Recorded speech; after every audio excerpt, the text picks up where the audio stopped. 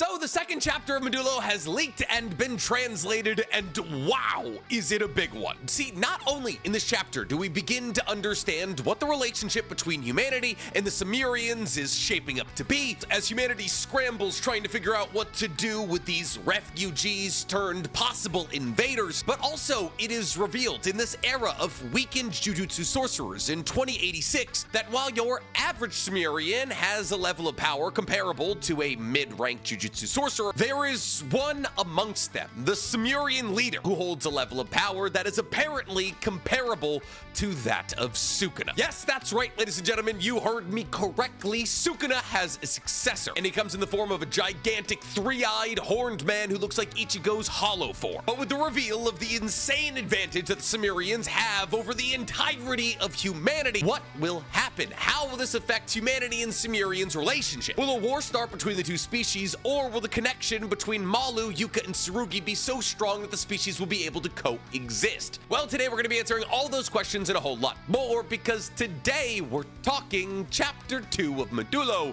Explained. And I apologize if I sound stuffy or weird right now. I have the flu for the first time in like a decade. I got COVID 2 weeks ago. I get the flu this week. And next week is the bubonic plague. And has he missed one upload? No, he hasn't.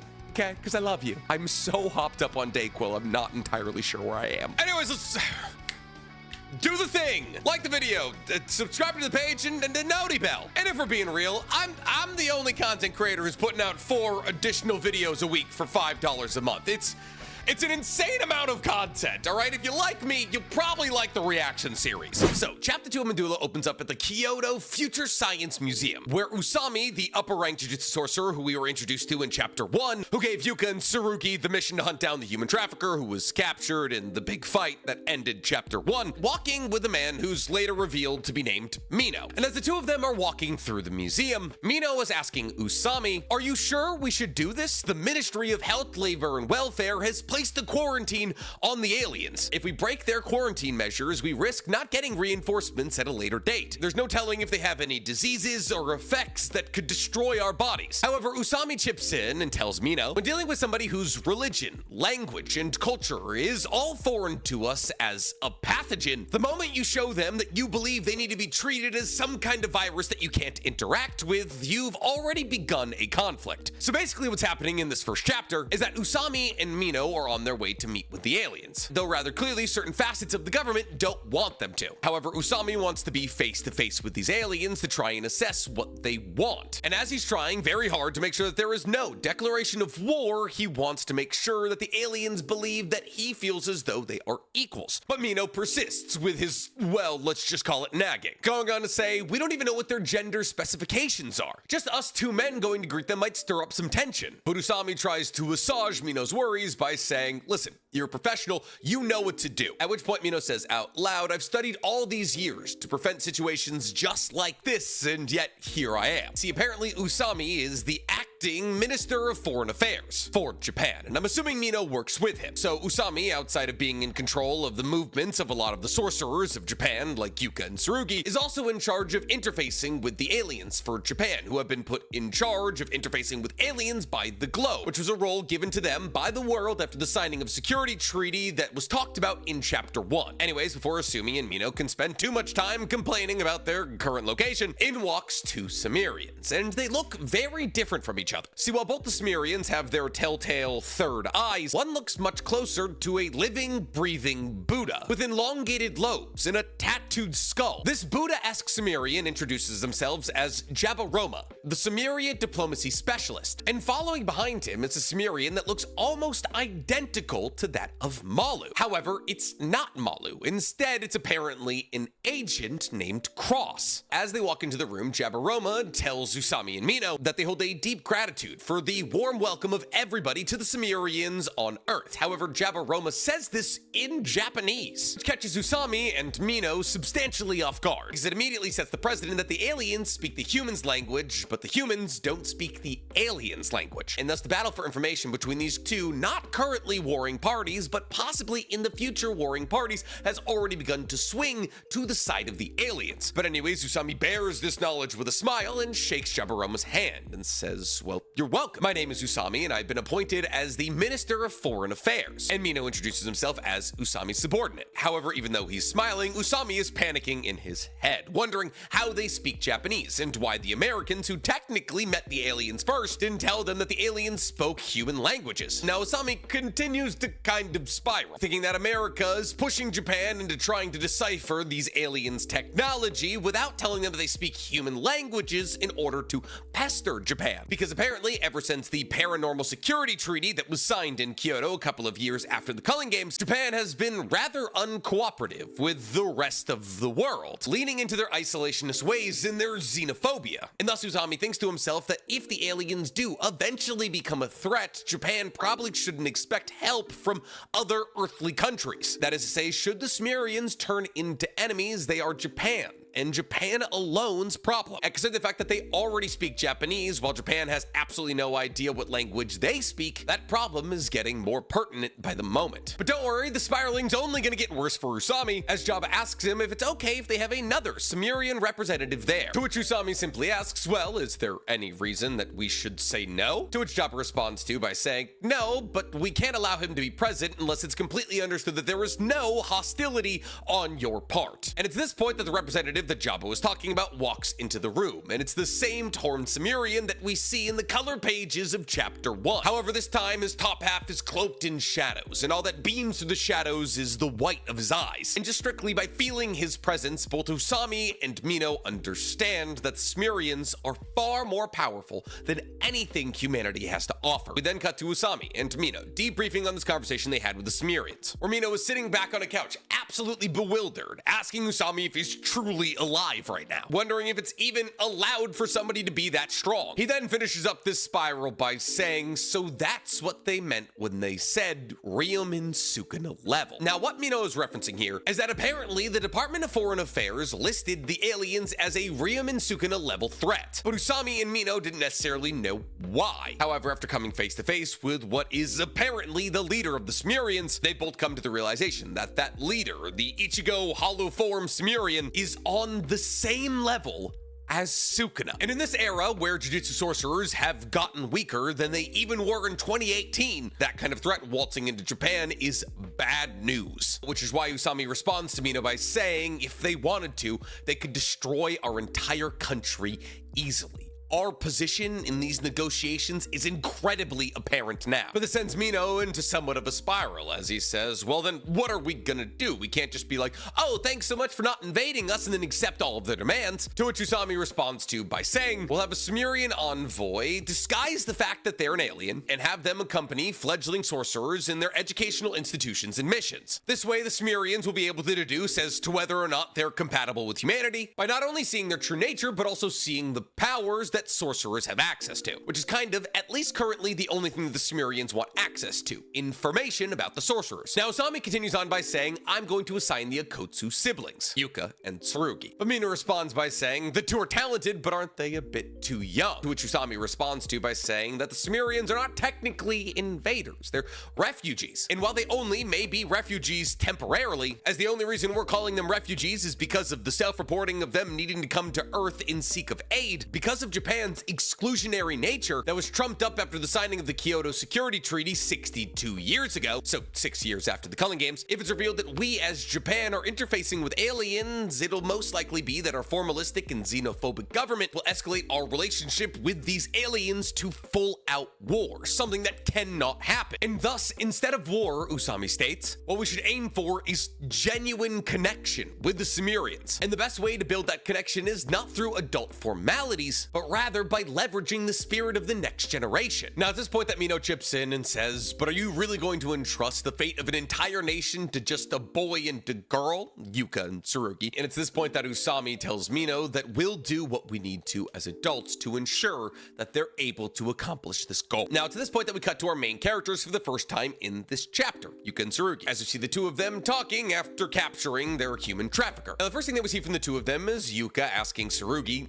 aliens? Isn't that going a bit far? To which Tsurugi simply responds by saying, listen, the sorcerer said that aliens are coming. Now this is obviously in reference to chapter 1, where the human trafficker, when he was one-on-one with Tsurugi, before Malu and Yuka found his location and bust down his door, told Tsurugi about how he was getting out of the human trafficking business because aliens were coming to Earth, and there might be a way higher value in aliens than there ever was in humans. Tsurugi continues on by saying, after the security treaty, the onus to deal with aliens has been thrust entirely upon Japan. And he goes on to state that apparently the Jiu-Jitsu Inspector General, which I'm assuming is just the title of the head person of the Jiu-Jitsu Society nowadays, it told everybody in the Jiu-Jitsu Society to treat these aliens as a threat on par with Ryum and Sukuna. Now this elicits a flabbergasted response from Yuka, who says, Ryum and Sukuna, you mean the person who gave Grandpa that scar on his forehead? Which, like, not really. Your grandfather gave himself that scar on his forehead. He fed Kenjaku to Rika, got a brain swapping technique, swapped his brain into Gojo for 5 minutes, did nothing with it, and then got his brain switched back into his original body. I mean, sure, it was Sukuna who, like, kind of cut him in half, so he had to switch into Gojo's body temporarily. But the scar on his forehead, that was all Grandpa Yuta. But anyways, Yuka continues on by saying, well, the guy who told you all that is scum, and his judgment can't be trusted. But Tsurugi continues on by saying, well, listen, human trafficking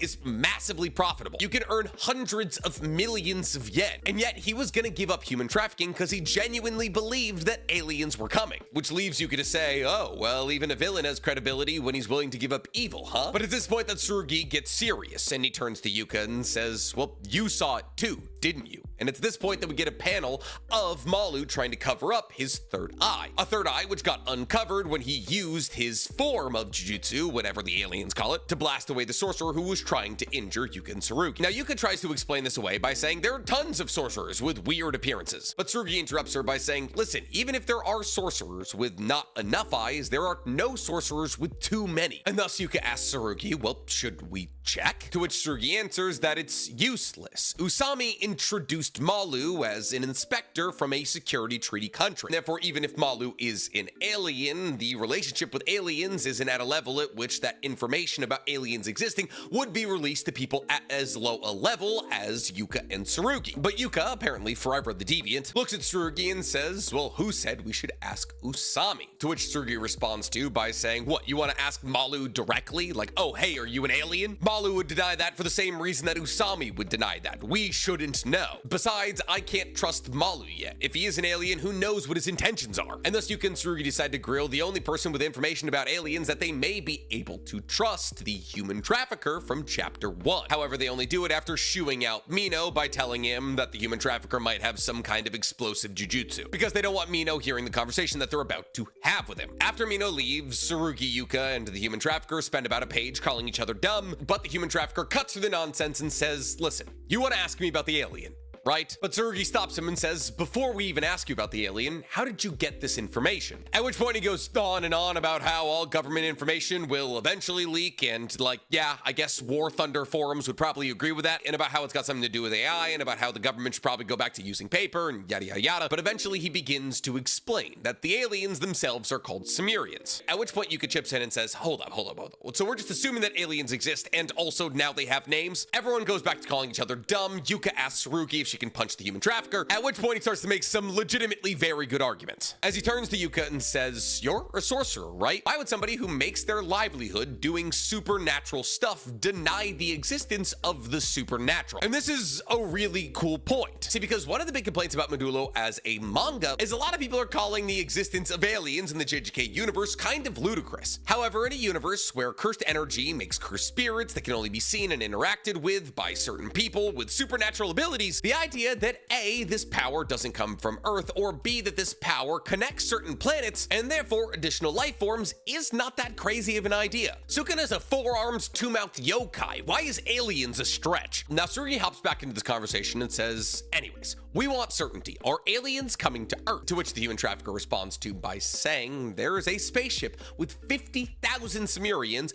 hovering over the Earth right now. Now, this number baffles Yuka and Tsurugi as they think about how that many aliens would be able to fill an entire baseball stadium. They also marvel at the idea that a ship that's able to hold 50,000 living human-shaped aliens would be able to float over the Earth undetected. Tsurugi then thinks out loud and says, well, if all 50,000 of them could use sorcery, they could be self-sufficient inside of that ship for a long time, but eventually limits would come. To which the human trafficker says, before those limits would come, however, resupply would happen, implying that maybe the only reason that the aliens have pulled up to Earth is to resupply, to refill their coffers, to extend their space exploration in their self-sufficient ship. But in order to ensure that Yuka and Tsurugi no longer have any doubts, the human trafficker, sitting in a police van in his cuffs, tells the siblings tomorrow at 8 p.m. at Kurumayama Plateau in Nagano Prefecture, the barrier technique that's making the spaceship invisible will loosen to the point where those who are sorcerers will be able to see it. And thus, if they want to confirm their suspicions, they should go and get a look of the spaceship themselves. And thus, Yuka and Tsurugi leave to confirm their suspicions. On the next page, we see that the two of them are hiking up a mountain to get to the top of the plateau that they need to get to see the spaceship. And the two of them are chatting about if it's truly necessary to go all the way to the top of this mountain. And Tsurugi saying, well, if you want to see a spaceship, don't you usually have to go to the top of a mountain? And eventually, during this conversation, Yuka's eyes fall onto Tsurugi's ring. And after understanding that her glance was falling onto the ring that he wears around his neck, he said, I'm not giving it back. At which point he goes on to say that Grandma was treated like a loser by the three great clans, but she never gave up and she silenced everybody with her skill. At which point, rather funnily, Yuka responds to by saying, wait, hold up, she didn't really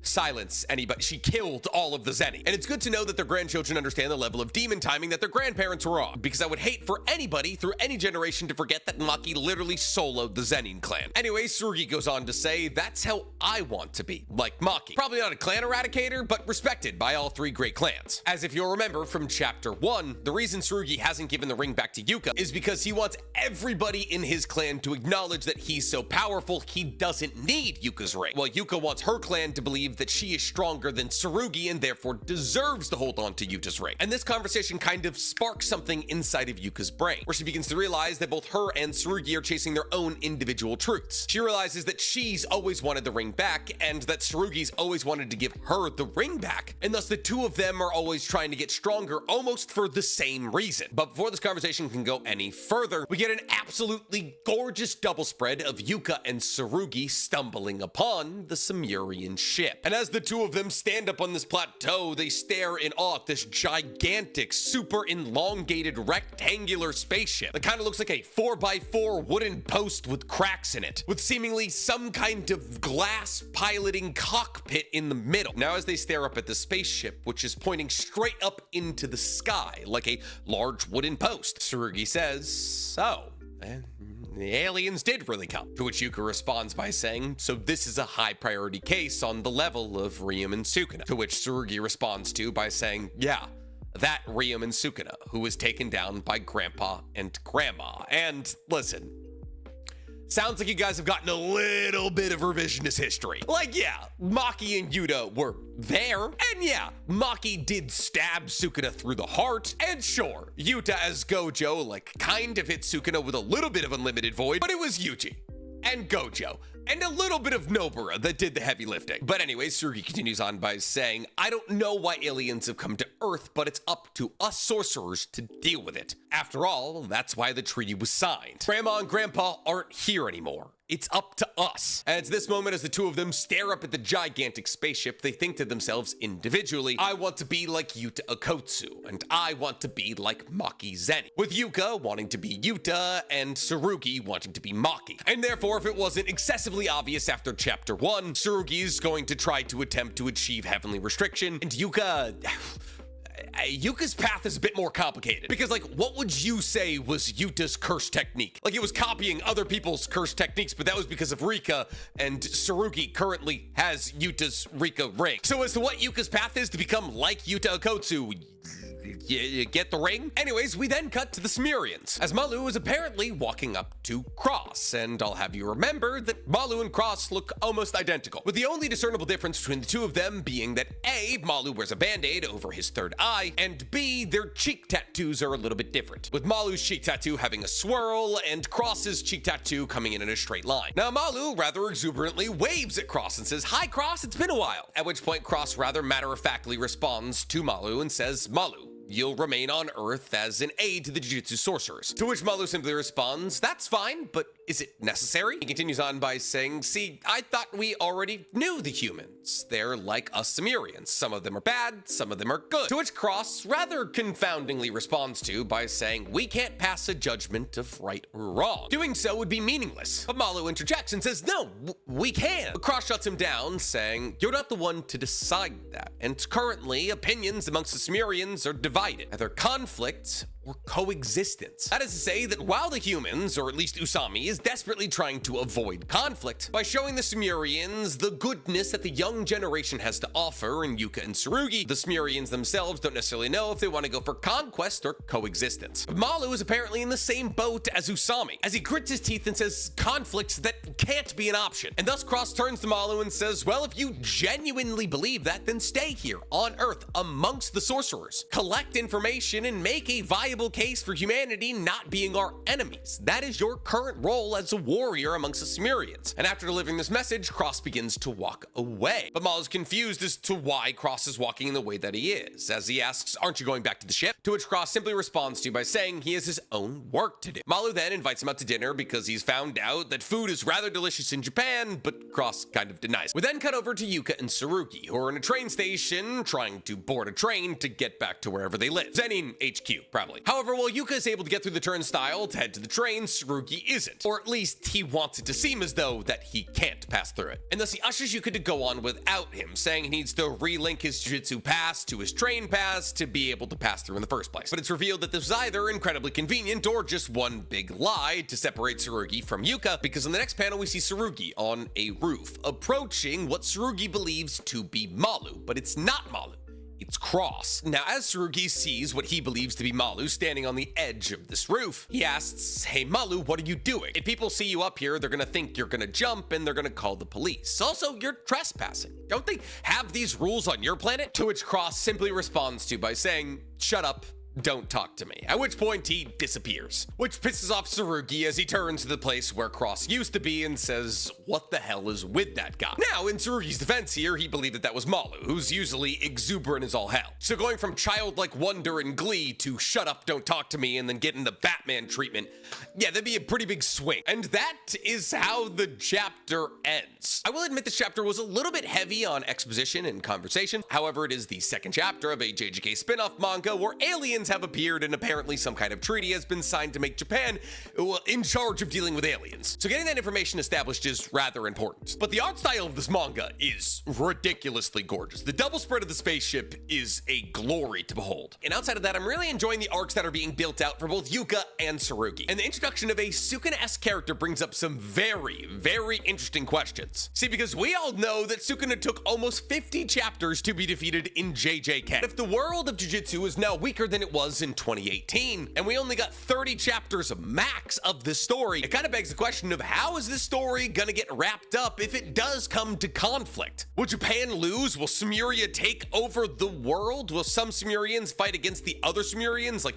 Malu versus Cross? Genuinely, who's to say? There's only 2 chapters of content, but I am thinking about starting a couple of theories. And if you guys actually want to see me do some theories on the Modelo universe, let me know in the comments below. And while you guys are down there, please, for me, like this video, subscribe to the page, and hit that noti bell. It's really hard to not say Modelo every time I want to say Modulo quickly.